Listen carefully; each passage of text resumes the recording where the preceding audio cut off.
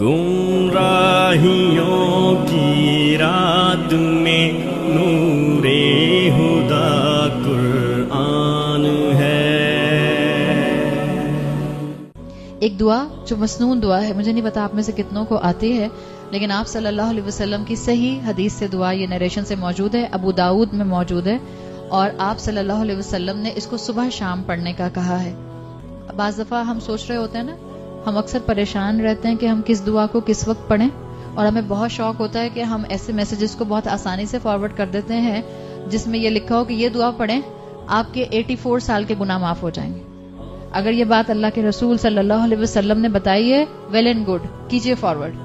لیکن اگر اللہ کے رسول صلی اللہ علیہ وسلم نے گناہ معاف کرنے کی بات 84 ایئرز کے اجر کی بات نہیں بتائی ہے، تو یاد رکھیے رسول اللہ صلی اللہ علیہ وسلم کے بعد ان سین کا دروازہ، اجر اور ثواب کی ڈسکریمنیشن کیا ہوگی، گناہ کا کیا امپیکٹ ہوگا، یہ دروازہ بند ہے۔ جو آپ بتا گئے وہ دین مکمل ہے۔ آج کوئی یہ نہیں کہہ سکتا، آنکھیں بند کر کے ہم میسیجز آگے پیچھے کرتے ہیں، اور آنکھیں بند کر کے ہم سمجھتے ہیں کہ جو میسج ہمارے پاس آئے گا وہ ضرور صحیح ہوگا۔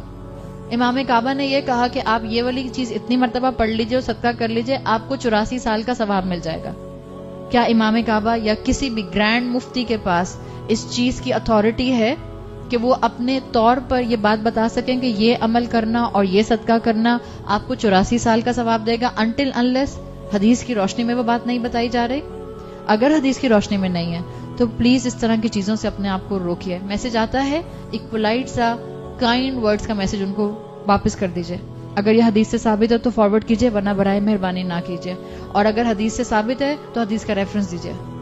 اس طرح سے آنکھیں بند کر کے مسلمان زندگیاں گزارنے والے نہیں ہوتے۔ تو آپ صلی اللہ علیہ وسلم کی سنن ابی داؤد میں مسنون دعا آتی ہے، آپ نے فرمایا جو اس کو صبح شام پڑھے گا اس کے اس دن کے گناہ اللہ تعالیٰ معاف فرما دے گا۔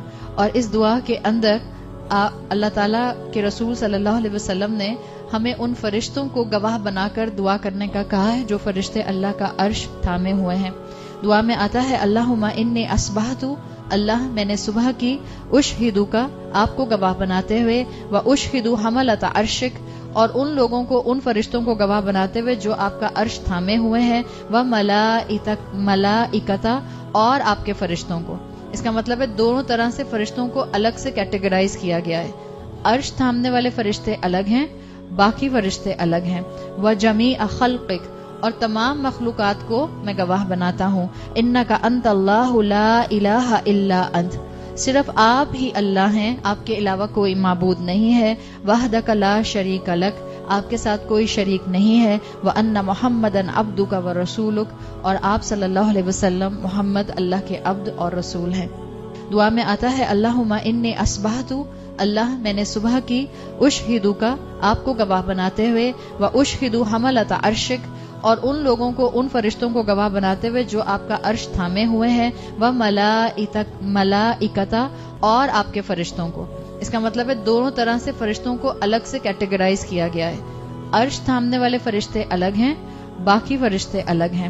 وجمیع خلقک اور تمام مخلوقات کو میں گواہ بناتا ہوں، انک انت اللہ لا الہ الا انت، صرف آپ ہی اللہ ہیں، آپ کے علاوہ کوئی معبود نہیں ہے، وحدک لا